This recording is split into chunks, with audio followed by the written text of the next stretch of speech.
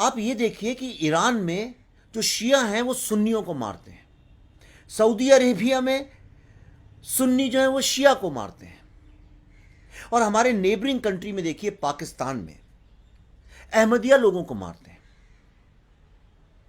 और मैं ये गारंटी से कह सकता हूं कि मेरी बड़ी भाभी जो अब नहीं है वो खुद पाकिस्तान की थी और वो अहमदिया थी, और उनके पूरे परिवार को देश छोड़ के भागना पड़ा था क्योंकि वहां के कॉन्स्टिट्यूशन को अमेंड कर दिया गया था जिसमें अहमदियास को नॉन मुस्लिम डिक्लेयर कर दिया गया था। पाकिस्तान का जो कॉन्स्टिट्यूशन है वो भारत के कॉन्स्टिट्यूशन के ही साथ बना था। हम दोनों की हिस्ट्री एक, हम दोनों की एज एक, ऑलमोस्ट कल्चर एक ही दिन को दोनों देश अलग अलग हुए, दो कॉन्स्टिट्यूशन बने। और आप देखिए पाकिस्तान का जो कॉन्स्टिट्यूशन था उसे बनाने वाले भी अहमदिया ही थे जिनका नाम था मोहम्मद जफरुल्लाह खान। और जफरुल्लाह खान साहब ने जब डॉक्टर बाबा साहब अंबेडकर भारत का कॉन्स्टिट्यूशन बना रहे थे, वो पाकिस्तान का बना रहे थे, तो उन्होंने दो तीन क्लॉजेस जो थे वो मैं आपको बताता हूं। Clause number 1, sovereignty belongs to Allah alone, but he has delegated to the state of Pakistan through its people for being exercised within the limits prescribed by him as a sacred trust. Clause number 3 था, the principles of democracy, freedom, equality, tolerance and social justice as enunciated by Islam shall be fully observed. चौथा था, Muslims shall be enabled to order their lives in the individual and collective spheres in accordance with the teachings of Islam as set out in the Quran and Sunnah. फिर से आपको याद दिला दूं कि इस कॉन्स्टिट्यूशन को लिखने वाले जो आर्किटेक्ट थे वो खुद अहमदी थे जिनका नाम था मोहम्मद जफरुल्लाह खान।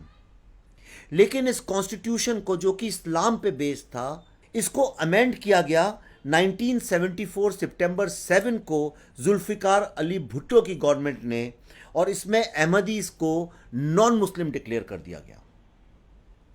और तो और 26 अप्रैल 1984 को जियाउल हक की सरकार ने, मोहम्मद जियाउल हक की सरकार ने एक और अमेंडमेंट किया और उन्होंने अहमदी लोगों को कोई भी मुस्लिम रिचुअल या मुस्लिम प्रथा को प्रैक्टिस करने से वंचित कर दिया। और तो और अगर मस्जिद जाते हुए सलाम अलैकुम भी बोलते कोई अहमदी तो उनको सजा मिल सकती थी। ये एक तरह का इस्लामिक वर्ल्ड है। अहमदी लोगों को वहां से भागना पड़ा, प्रताड़ित होना पड़ा,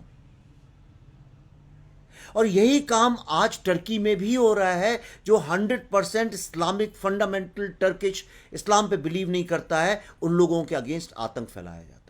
ऐसे हजारों किस्से हैं। तालिबान के बारे में आप जानते ही हैं, आपने सब पढ़ा ही है। तो दोस्तों मेरा कहने का मतलब यह है कि जो पूरा इस्लामिक वर्ल्ड है, कहीं शिया सुन्नियों का जेनोसाइड कर रहे हैं, कहीं सुन्नी शिया लोगों का जेनोसाइड कर रहे हैं, कहीं अहमदी लोगों का जेनोसाइड हो रहा है, और यही इस्लामिक टेररिज्म, और कहा जाए तो ये मुस्लिम वर्ल्ड जो कश्मीर में मेजॉरिटी में है, उन्होंने 1990 में हिंदुओं का जो माइनॉरिटी में थे उनका जेनोसाइड कर दिया, जिनके ऊपर मैं एक फिल्म बना रहा हूं अभी, द कश्मीर फाइल्स। तो जो इतनी इंटॉलरेंट ये इस्लामिक वर्ल्ड है, क्या ये संभव है कि आमिर खान जी इसके बारे में नहीं जानते हैं? तो जिनने सत्यमेव जयते में भारत की हर कुप्रथा के ऊपर एक सवाल उठाया, तो उन्होंने ये इस्लामिक इंटॉलरेंस के ऊपर क्यों नहीं सवाल उठाए? उन्होंने ये पर्दा जो उनके यहाँ बुर्के की जो प्रथा है उसके खिलाफ, उन्होंने जो औरतों को दबाने की जो प्रथा है उसके खिलाफ, अहमदी लोगों को दबाने की जो प्रथा है उसके खिलाफ, इस तरह की बातों पे, ट्रिपल तलाक के खिलाफ, उस पर क्यों नहीं सवाल उठाए? क्या ये उनकी नज़रों के सामने ये बात नहीं है? क्या उनकी नॉलेज में ये बात नहीं है? या वो खुद इस्लामिक इंटॉलरेंस से डरते हैं कि अगर मैंने कुछ बोला तो इस्लामिक जो टेरर ऑर्गेनाइजेशन है वो उनके पीछे फतवा इशू कर देंगी या उनके पीछे पड़ जाएंगी? मैं ये सवाल पूछ रहा हूं, मैं जजमेंट नहीं दे रहा हूं, क्योंकि ये सवाल आना नेचुरल है। क्योंकि जब आमिर खान जैसे बड़े लोग, इतने इन्फ्लुएंशियल लोग जब सिलेक्टिव बात करते हैं तो वो एक तरह का बायस प्रेजुडिस नैरेटिव सेट करते हैं जिससे सोसाइटी में और भी डिवाइड और सेपरेटिज्म पैदा होता है। आज कश्मीर में हिंदुओं का जेनोसाइड हुआ, आमिर खान जी ने कभी कुछ नहीं बोला, लेकिन एक जुनैद की, जो बाद में पता चला कि वो आपसी बैर के कारण उसकी लिंचिंग हुई थी, उसके ऊपर उनकी पत्नी ने भी बोल दिया कि मैं देश छोड़ के जाना चाहती हूं, और उन्होंने एक टीवी इंटरव्यू में ये बात खुल के बोली।